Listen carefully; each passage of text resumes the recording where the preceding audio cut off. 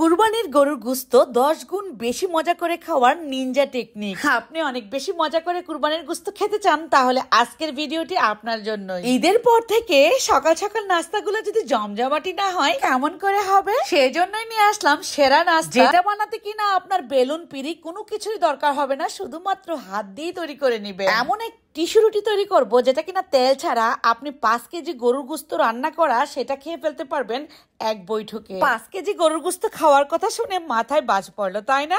5 KG খেতে হবে না, তবে 5টা রুটি এক বৈঠকেই খেতে পারবেন। চলুন দেখে নেই তেল ছাড়া এই টিস্যু রুটি কিভাবে বানাতে হয়। একটা মিক্সিং বোলে নিয়ে নিচ্ছি 2 কাপ পরিমাণ আটা, স্বাদ অনুযায়ী দিয়ে দিব লবণ, দিয়ে দিচ্ছি আমি এখানে একটা ডিম, চিনি দিয়ে দিচ্ছি 2 টেবিল চামচ পরিমাণ, আরও দিয়ে দিব এখানে রান্নার তেল 1 টেবিল চামচ পরিমাণ।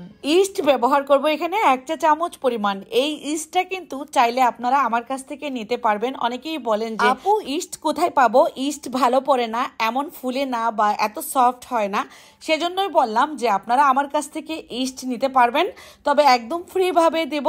এর সাথে যদি আপনারা একটা বাটার অর্ডার করে ফেলেন, এই বাটারটা আমার নিজের হাতের উঠানো, আপনারা হয়তো বা আমার আগের ভিডিওতে দেখেছেন, সবগুলো ভিডিও দেখবেন পিছনের, তাহলেই বুঝে যাবেন। কুসুম গরম পানি দিয়ে ডো তৈরি করে নিচ্ছি, আঠালো একটা ডো তৈরি হবে।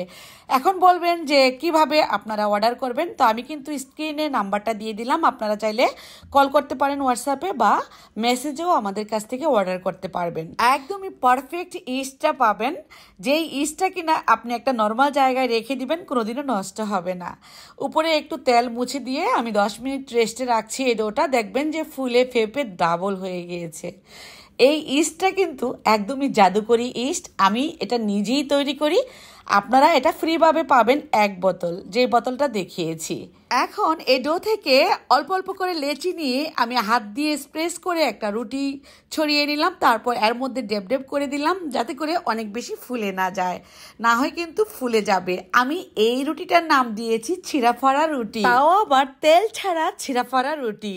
এই রুটিটা তেলে ভাজতেছি কিন্তু এর ভেতরে একটা ফোঁটা তেলও ঢুকবে না।